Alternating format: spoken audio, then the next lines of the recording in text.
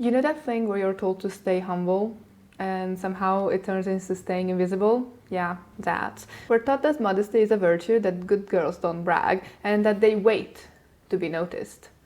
Except we are still waiting. And our guest today, KJ, has a name for that. It's called the humility tax.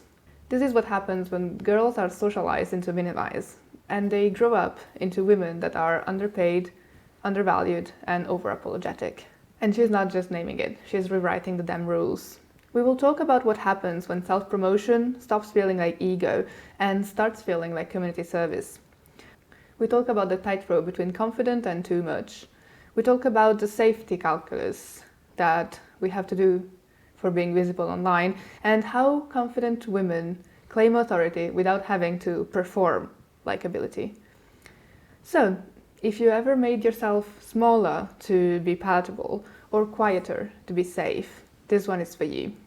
Because humility shouldn't be a tax and visibility shouldn't feel like a threat.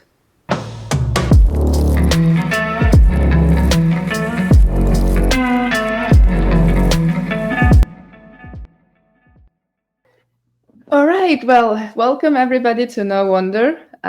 We are here today with wonderful KJ, but let's hear her first. Sure. I can tell you a little bit about myself. I'm KJ Blattenbauer. I'm a publicist with more than 28 years of experience helping cool people and bold brands get the recognition they deserve. That's wonderful. What would you say would be the main reason why you're here today as a publicist, as a PR specialist? What's your story? Well, my story, I'm on a mission to help women step into the spotlight in particular. I think for too long, women have been told that visibility is vanity, that if they speak up about the cool things they're doing or their accomplishments, they're bragging. And I think it's really just going on a one-woman mission to dismantle the good girl conditioning the business world has taught us. And so that's what we'll be seeing today, because throughout the episode, I've brought up also some statistics that kind of show evidence of this phenomenon. And for example, there are multiple studies that show that women are significantly more men to downplay their achievements. There's a wonderful study that's called The Tallest Poppy by Women of Influence Plus that finds that 77% of women reported their achievements downplayed or dismissed in the workplace. But you call this in a specific way, don't you? I think you told me you call it the humility tax. I do. I think that there is a phenomenon where girls and women were socialized to self minimize ourselves. And you can, this is what you're good at, this is what you can do, you can be really good at it, but you can't be in charge of it. Like they're just got to stay in your box. You don't speak unless you're spoken to. Don't ruffle any feathers. If you speak up, you're bragging. And I feel like that socialization to self-minimize then becomes a revenue and a recognition penalty in adulthood and in the working world. And I feel like you need to reframe the shift in self-promotion. It's a community service, and we need to figure out a way to get rid of the humility tax and make it easier for women to be found and heard and quoted and seen.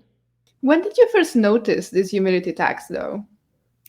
Oh, I think we notice it as kids very, very early, right? Like boys get certain things on the playground and girls can't, or oh, they're just being boys is an excuse for how you play things. So I think it starts early in some settings, but I think it's the second you start working. Like there's jobs for boys. If you look at careers, like who's the lead sheriff, who's the lead like who's the top politician, it's the businessman that's running the office and all the women work underneath him. I think you see it in movies. I think you see it in TVs. I think you see it just in the real world. There is a huge lack, and thank goodness it's getting better now, but there's a huge lack of, if I can see her, I can be her. There weren't female astronauts for the longest time. There weren't female scientists, and there still aren't enough female scientists that are getting the recognition for all the cool work they're doing. Is it something you felt in your personal life at any point? Time. I'm in public relations. I can tell you that my first 3 jobs were in PR agencies. all led by men, but every person working in the agency was a woman. So you're telling me that all the worker bees can be female, but we can't be in charge of all the other females? It never made sense to me whatsoever. Did it ever show up as well in your experience in school, or maybe you were praised to be a good girl? Is that something that resonates with your experience? I think you can be, there's a very tight rope between talking too much, being too emotional, being confident, or just too much in general. Um, and if as a woman you get a little bit too far ahead of your skis, then I think you have to apologize for it. Like, oh, so sorry, I was too loud, or oh, sorry, I was being bossy. If you're at a school group project and a woman takes charge, she's bossy, or she's passionate, then she's too emotional. But if a guy would take charge of that, he's authoritative, he's going to be a leader, he's a go-getter. And I think there's that likability double bind. So, if we are talking about these phrases that you said, like being too bossy, being too authoritative, or don't brag, stay humble, is this just because it makes other uncomfortable, or do you think there's something else behind it? Oh, I think it definitely makes people uncomfortable. I think that, I think a woman in tune with her emotions, I think women are more organized. We just are. We're more organized. And when we're in tune with our emotions, when we know what we bring to the table, when we have confidence, I think that scares people because they know that we are going to get things done. And I think from a male aspect, I don't think they're used to being challenged. They're just used to being right. So if you're a woman coming into your space, owning who you are, taking up the space you deserve, not putting up with being mansplained to, yeah, I think it scares the crap out of a lot of people. I wanted to have your opinion as well on a second study that I found that is going to link us to the tax part of the humility tax in a sense. Because there's a Harvard study that found that women are less inclined to self-promote compared to men, which then is a key factor of disparities in promotion and in pay in general. So when was it in your experience that you realized that the humility tax wasn't just a cultural perspective, but it could be economic? Oh, I think the same time I realized that it was a thing. So you're in the media alone, there's gatekeeping and there's gendered narratives, right? Like how the news values and how editorial portrays women's expertise is completely different than men's. And I think that plays a huge part in the humility tax, right? Like if a woman does something cool, if she discovers something cool, if she's running a business, if she's a badass boss, you see her, she's like a founder as inspirational founder, inspo, whatever. If a guy does the same exact things, no one is calling Elon Musk a founder as inspiration. No, he's an operator. He's a strategist. They have the assertive words for authority. Women are just, oh, here's a working mom to aspire to. And it's that minimization. I think that the media keeps the female gender down while it portrays the male gender. And I think the way to get around that is finding concrete ways to pitch that lazy trope, to counter pitch it, and get women credit for their decisions, not just their journey, but like she's making smart business decisions. Look at her. She's she's not only the richest woman in the world, but she's one of the richest men. She's one of the richest people. Like, why can't we have that? Why does it have to be a differentiator? No, for sure. And you called that when we were talking about words. At one point, you said the likability double bind. Is that correct? Um, do you think this is a problem that? So we agreed that it comes from childhood or the way that we are brought up to self-minimize in a sense. But is it something that women outgrow? Do you think? Yeah, I do. I think by the time a woman, I think as a child and a teen, you want to be a people pleaser. You're trying to figure out who you are. As your 20s, I think you're just trying to test life as an adulthood. You're on your own. By your 30s, you finally come into your own. I think as a woman, and you know who you are, you know who your friend group is, you know what you want to be when you grow up, and there's a comfort in settling into your confidence in your body, confidence in yourself, confidence in your mind. So I think around 35 to definitely 45, I think that that's when the pushback starts. I think women are ready to own what they're good at. They're ready to own their lane. They want to accomplish things. They're done taking care of people pleasing. They've probably already taken care of the house, the kids, their husbands, their friends, their parents. Like now it's their turn, so to speak. And I think that that is a huge launch pad. Mid-30s. And how do you think this would show up in contexts where women get feedback of being abrasive or unapproachable? Well, I mean, I think if someone calls you that, it's just gaslighting, right? So it's calling them like, am I really being difficult or am I being good at doing my job? Am I really being too emotional or am I just passionate about the solution or passionate about what I'm creating? I think it's reframing. And I think when you say it back to the person that's trying to mansplain your feelings or your actions or your accomplishments to you, it sounds ridiculous to everyone involved, what they're trying to say or how they're trying to pigeonhole. And I think it's you have to be confident in yourself to accomplish anything in the business world. And I think it's time that we use that confidence on ourselves. If my best friend was here and you asked, oh, what do you do? And she said, oh, I bake. And she totally minimized it. I'd be like, no, she's an amazing baker. She can do anything, cakes, whatever, weddings, everything's a work of art. I would gush about my best friend morning, noon, and night, like to the high heavens. You'd finally be like, KJ, we're running out of time. We got to wrap this up. I want every woman to talk about herself the way she gushes about her best friend. And I think for so long we've been told not to do that because it's braggy or it's boastful, but it's not. We were put on this earth to do things. We were put on this earth to serve people, whether it's through a product or a service. And if we don't speak up about the product or the service, what we're passionate about, what we're knowledgeable about, and share that with other people, we can't help other people. So then what's the point?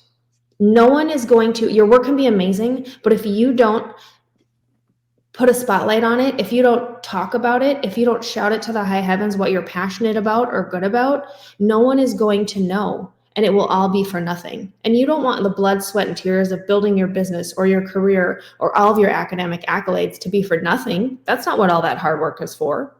No, that's for sure. Absolutely.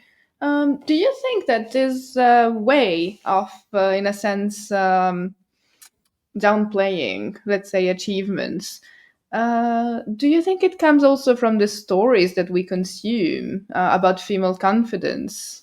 Do you think that it could be portrayed as dangerous or as lonely stories of female confidence? Oh, 100%. I think it's a very lonely road. And I definitely think that the media, the stories, just what you see on social media, if a woman's out there doing good things and you see a post about it on social media, you're going to see more negative comments than you see positive comments. Like you will see people cheering her on to a point. But again, it's you can rise to the top and be good at what you do, but you can't be the best. You can't reign. You cannot be the queen of all the things. And so there's a certain point, you see it with celebrities, movie stars, or like Taylor Swift. Taylor Swift's amazing at what she does. No one can hold a candle to her. She's achieved all the records, all the accolades, made all the sales, thought of new things, helped other artists in the process. And you're still going to find a group of people that are like, oh, she's too much. She's everywhere. She's annoying. And that is a prime example of media gatekeeping and just trying to keep her small. No one said that about the Beatles. Yeah, for sure. Or the One Directions to be on the same kind of level.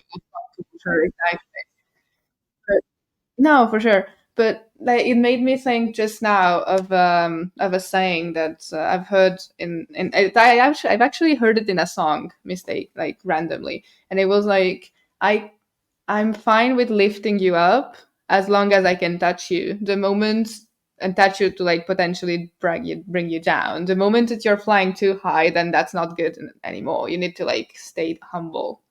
Yeah, definitely. And look, I'm not saying that everyone should be a jerk and be like, oh, I'm the best thing since sliced bread. Like there's not that. But, if you're a woman and you cure cancer, you better be shouting to the high heavens how you're a woman that cured cancer. And everyone else should also be celebrating that alongside of you. I wanted to on the language for a little longer, because the other day I've listened to a podcast and it made me think of what we were going to discuss today as well. There was a businesswoman that was basically she was advocating against using the verbal tick "I feel like," and it's something that I've seen also in what you say of trying to reduce the number of ticks that makes ourselves smaller, like I think, maybe, sorry. What's one sentence that you think women should delete from their vocabulary tomorrow? Then that would change everything. I'm sorry. That's the one. Sorry. Any apologizing statement, any caveat to any statement that starts with an apology, gone tomorrow. And you have developed somewhat of a script that could balance authority and warmth, haven't you? Yeah. I think it, part of it's just, well, one, not apologizing for what you do, but I think there's a cadence to going from hidden to being in the spotlight, and it's saying who you are, it's saying what you do, and then it's saying, here's how I help the people I meant to serve. And I think that earned, owned, borrowed, how you're helping people cadence helps it helps prioritize credibility over just constant repetition of what you do. Like, I'm a powerhouse publicist. I help cool people and bold brands get the recognition they deserve. That's who I am. I'm not apologetic for it. It's a bold statement. Like, how many people do you know call themselves a powerhouse? There was probably a time where inner me would cringe or laugh insecurely and uncomfortably to call myself that, but it's what I am. I'm helping cool people achieve their dreams every single day, and I'm teaching them not to apologize for being small. And I feel like if you're owner of a mom and pop shop, if you're a podcaster, if you're an author, if you're an artist, if you step into who you are and say, this is who I am, this is who I serve, and here's how I help them, and you repeat it until you're confident and you even believe in it, then I think that's your ticket to going from hidden to hired to successful and accomplished. Oh, we're going through a lot of the things that I wanted to touch. Wonderful, wonderful. But before we go to the framework that you just mentioned, I have one question of what you said a little bit before, which was very interesting, which was self-promotion is community service. What do you mean by that? I think that everyone goes into business for a reason. You create a product or you create a service or you start a business because you see something lacking in the marketplace, or you needed a solution for a loved one or for yourself and you couldn't find it. So being resourceful, we go create it as humans, right?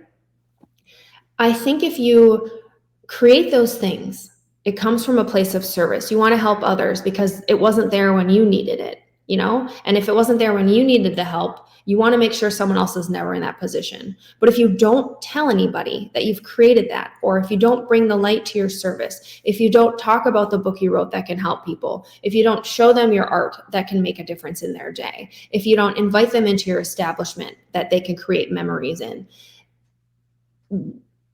no one can know about it. So many people think that their hard work is enough, creating the product, putting the art out there, writing the song, that sort of thing. And they think people will just flock to it. And that's not the reality of the situation. You have to speak up. You have to amplify. You have to promote what you're doing. You have to shove it in people's faces so they see, hey, look at what I'm doing. It can help these people. Maybe it can't help you, but it can help someone in your circle. Let's all be talking about this thing. So you're not just like showing what you're doing to be, I'm showing off myself because I'm so great, but you're kind of showing people that it's also possible to do what you're doing and maybe they can also do it. Yep. I truly, truly believe in the mantra, if I can see her, I can be her. I really do. You mentioned before that you have your own PR firm. And of course, you're brought to be very much promoting what you do and your work, and that's kind of your business. But is there any time where you start to feel like, this is maybe a little bit too much? What do you do in those cases? I feel all the time like things are too much. I think it's remembering why you started to do something, right? So I don't really like being on camera. It's not my favorite thing. I have insecurities just like every other person. But if I got into PR for a reason. I wanted to help small business owners, particularly women, share their stories, share what they're cool at, because I want them to have their solutions, find the people they created their solutions for.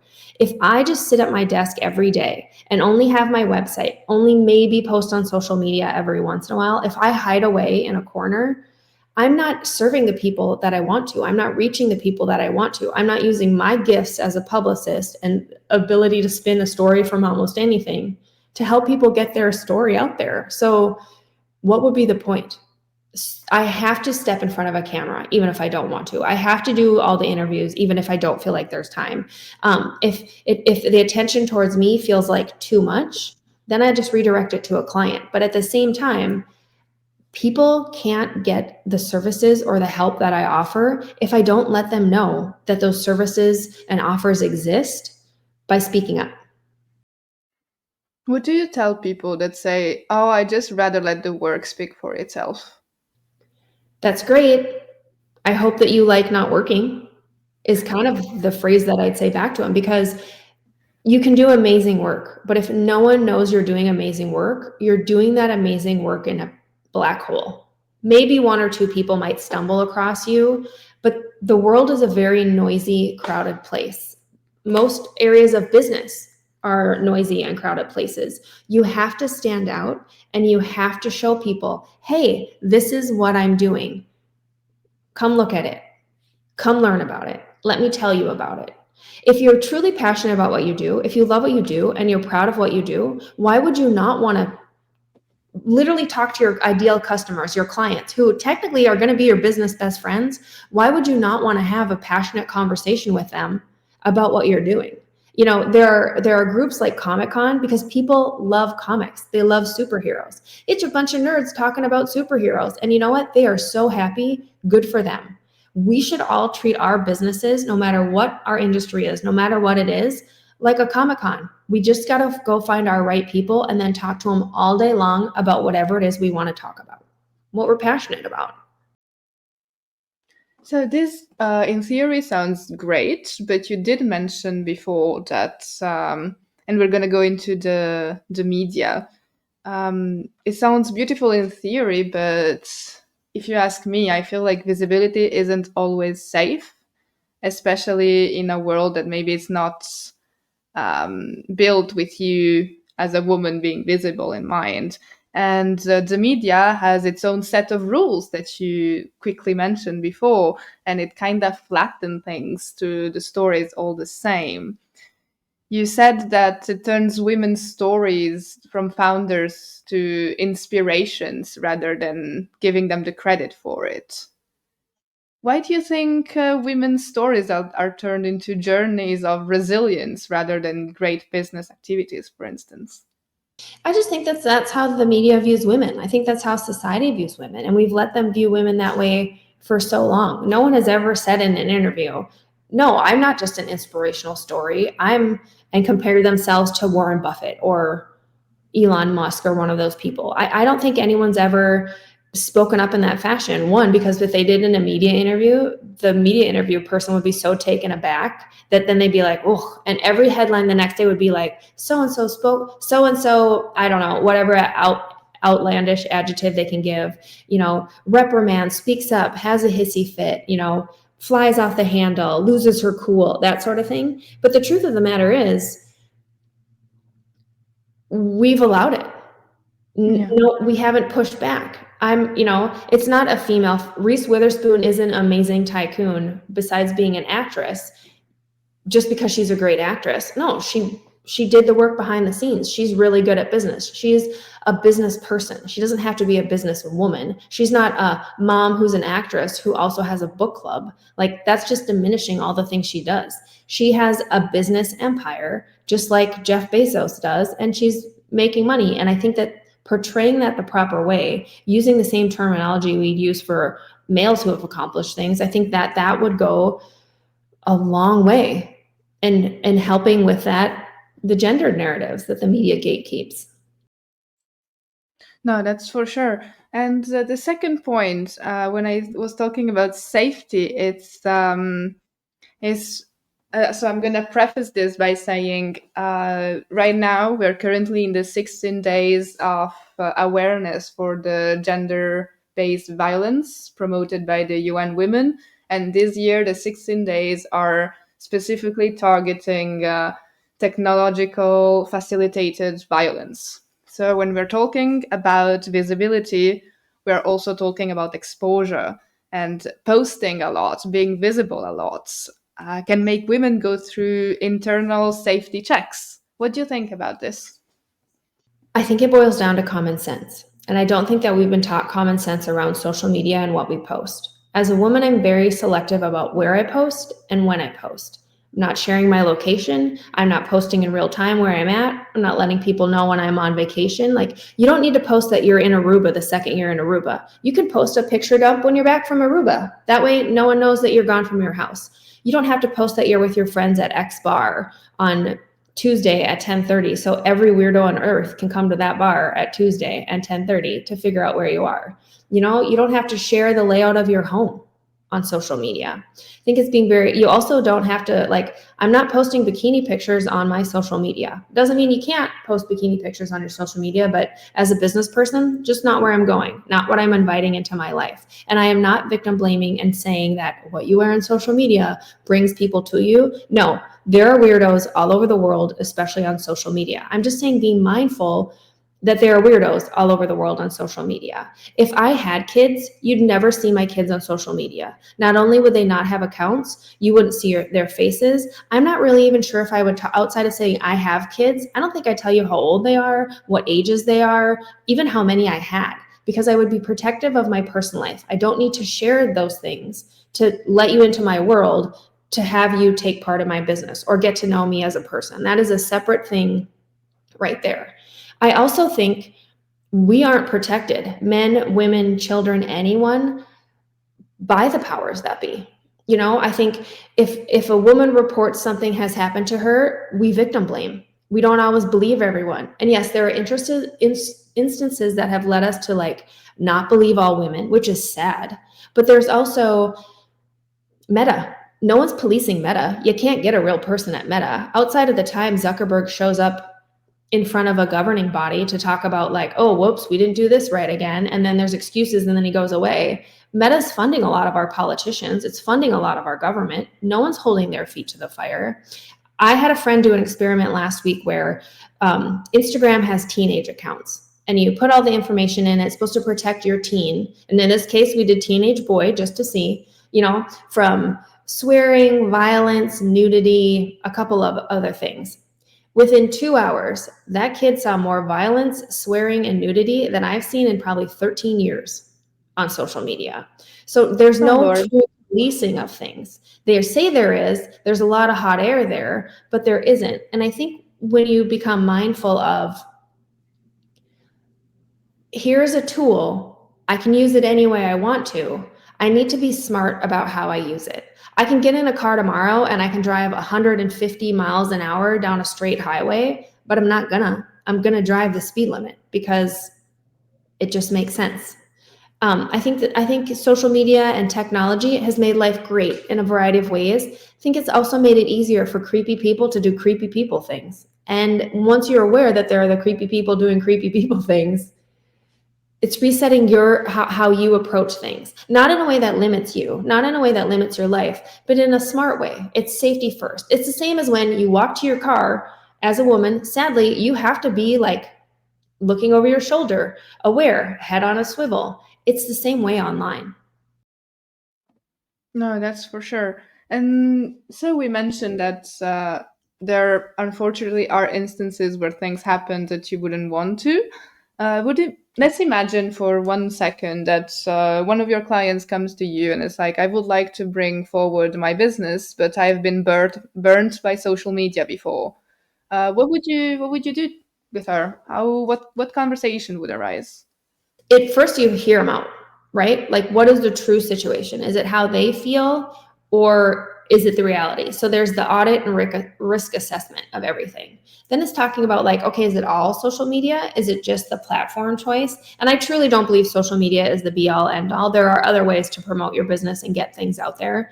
But then I also think it's just looking at like the commenting protocols, what had happened, what their story is. There is a rule to every sort of media arc. Person comes from nowhere, person starts to achieve things, people latch on to greatness because they love that. Person gets accolades, is on a pedestal, person will get too close to the sun. And then they will get even more attention, even more accolades, good and bad, because as human beings, we love to see the rise of people, but we also love to see the downfall. And the downfall can be painful, and it can be forever, and it can be a career ending, sadly, sometimes a life ending. It can be the worst day, year, month, decade of people's lives. But what we also love as human beings is the scrappy people who get back up, who shake themselves off, and who start that rise again. And I think it's finding where in that spectrum a client who comes to me and says, hey, I've been burned, I've been doxxed, I've been dogpiled on, my name's been run through the mud, like my business has been trashed, we've been bankrupt, like I want to do this again, I have a great idea, I'm scared and I don't know how to do it. It's finding the right way to do it that's safe for that person. But it's also finding the right way to do it because, again, if they have a great idea, if they have a business, if they have a service and it's going to help people, why would you hide behind any fear that keeps you from helping the people you're meant to help? No, that's really powerful. Thank you for sharing that. So today we've talked, yes, about the cost of visibility and how to protect yourself so far. And you've mentioned before that you did build somewhat of a framework, let's say, the earned, owned, borrowed. Can you unpack this framework a little bit and to show who's listening to us to go from hidden to hired? So earn, own, borrowed is, first of all, you have to earn it, right? You have to earn your credibility. And we've all done that. We're already experts in our field. You're an expert in yours. I'm an expert in mine. And it's the phrasing I said, I'm a powerhouse publicist that helps cool people and bold brands get the recognition that their dreams deserve. So it's who I am, it's who I serve, and it's how I help serve them. In that phrase, however you want to portray yourself, whatever it is you do, get tight on that. Know that that is your earned. You have earned that. That is your presence. You're going to put that out there. Then what you're going to do is you're going to own it. You're going to go on podcasts. You're going to put yourself out there. You're going to pitch the local media, whether it's your newspaper, whether it's TVs, whether it's online presence, podcasts like this. You're going to earn who you are with your statement. You're going to own it and you're going to put it out there. And then you're going to borrow the credibility of the media. So just like if I go on if I tell you I'm a great publicist, you might be like, okay, KJ, that's cool. Like, seems like you know your stuff. But if you see me in Forbes, then I'm borrowing Forbes' third-party seal of approval that also says she's a great publicist. And then if you see me in another publication, you're like, oh, wow, she's, like more than one person thinks she's a good publicist. And if you see me on 50 podcasts, you're going to be like, holy cow, this woman's everywhere. Like she really does know her stuff. So I've earned my story. I'm owning it and I'm stepping out there. And then I'm borrowing the credibility of others. And that is going to take you from a hidden secret no one knows about to someone who can easily be hired. It is the simplest visibility plan out there. And the good news is all of it's free. You don't have to pay for earning your story and writing that sentence about yourself. You don't have to pay to reach out to podcasters, to the local media. It's free. It's emails, it's phone calls, it's sending flyers. It's nothing crazy. And then to borrow the credibility of someone like Forbes or the Today Show or the Daily Mail or anyone, you don't pay for that. And if they ask you to pay for that, you say no, because you don't do pay for play media. Public relations and the genius behind it is that it's completely free. Outside of maybe paying for a publicist or maybe a tool that helps you get somewhere, you shouldn't spend a dime. And in your experience as a PR, do you know if there's a visibility trap that maybe women risk to fall into? Is there any like stones that are not super solid under the feet in this journey? Oh, I think there's always something. There's always personality bias. Like you might run into a reporter that isn't friendly. You might run into a podcaster that specializes in like gotcha moments. And I think that's when doing your research comes in handy.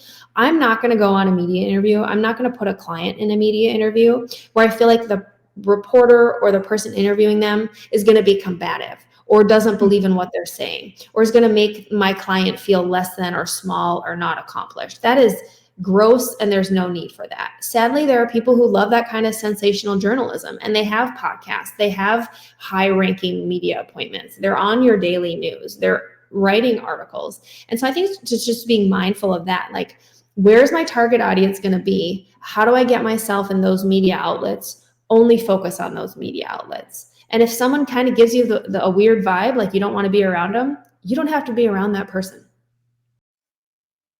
That's for sure. Let's play another small experiment example game. If somebody comes to you and tells you that they only have a very little time of their day to dedicate to promotion and visibility, what would you say for them would make the biggest impact? Is there like a blueprint or something? I think there's an easy to follow blueprint, and it doesn't take much of your day. If you took 10 to 30 minutes, even just once a week, and you made sure that across your social media, your website, business pages, anything that was external facing about you or your business or your product or service, that all of that messaging was the same. So no matter where I landed on anything about your company, it said the same thing over and over and over again to the point of where I could repeat how you talk about your business, product, or brand. I think that's the first step. Literally 10 minutes. I'm not even saying 10 minutes a day, 10 minutes to 30 minutes a week. Make sure that your house is ordered. That's the first part of public relations. Once you have that locked down, use those 10 to 30 minutes a week and figure out what platform you want to be on. Do you want to be on Instagram? Do you want to be on LinkedIn? Are your people on podcasts? Are your people watching the local news? Do you need to have more local paper experience if you need to bring people into your restaurant, that sort of thing? So if you've got your house in order, the next thing you're going to do is you're going to pick your platform. Wherever your target audience is, that is where you need to show up. So spend 10 to 30 minutes a week figuring out what that is, and then figuring out what those platforms are. And it's very easy. You just have to Google who you are, or Google your industry, or Google one of your competitors. And then on Google, where it says at the top, images, shopping, all, or news, go to the news tab. That's going to show you who's writing about your industry or your competitors, like the outlets, the publications, the podcast. It's going to show where they've appeared. But then if you click on the article, it's also going to give you the name of the reporter that has been covering them. And right there, you can start building a media list. Again, 10 to 30 minutes a week. So it's figure out what your messaging is, have that uniform across the board. Figure out what platform your audience is on and how you're going to use it. Next, use the third week to Google who's covering you. Start making a media list. And the fourth week, 10 to 30 minutes a week, send emails, send voicemails, reach out in the DMs on social media to those people covering what your industry is or who your product can serve, and pitch yourself. It truly is free, easy, doesn't take a lot of time. It just takes a little bit of effort to get the ball rolling. And then once you have one podcast, it's going to lead to another podcast. If you're on TV one time, they're going to call you back to be on TV another time. And it all snowballs and builds your credibility faster than I think most people realize.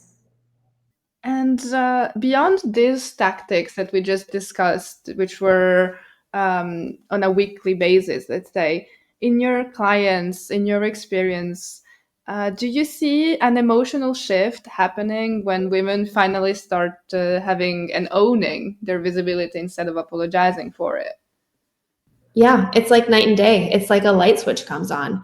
All of a sudden, there's a liveliness behind what they're doing. All the hard work, all the negative feedback, all of the trials and tribulations, the stress of having a small business. When you finally start getting recognized for what you're known for, when people finally catch on, when the business starts taking off because you're finally getting the attention and the eyeballs, it's a huge weight that lifts off you. It also is a revenue boost. Right? So if you're bootstrapped trying to build something, especially in startup mode, and every penny counts, when you finally start seeing dollars come back in instead of all of it's going out because people know about you, they know how to find you, they've seen you places, it can change your life literally overnight for some people. And I think that removes a ton of pressure. I also think that as women, there's just a freedom in finally being seen, finally being heard, finally being able to speak freely about what you care about. And I think that there's economic relief in being visible and putting yourself out there, but there's also the emotional relief of finally, I found my people and I can talk about what I want to talk about without having to apologize for wanting to talk about it. That's great. So you've said before that then visibility is not about being the loudest person in the room, but being heard in your own terms by the right people. So before we wrap up this episode, I would like to have some closing reflections on this topic. What's one belief about humility or confidence that you had to unlearn in your own personal life? I think that visibility is not vanity. It's a strategy, and it's a great business strategy. I think if you want to stay small and you're worried about sticking out and you're worried about ruffling feathers, you perhaps are not meant for the business world. Because stepping out, owning what you're good at, speaking up, letting your voice be heard, those are the first steps for making real change. In the business world, in your industry, with a new product or service, that's how you start changing lives. And is there a piece of advice that you would like to give your younger self if you could speak to her?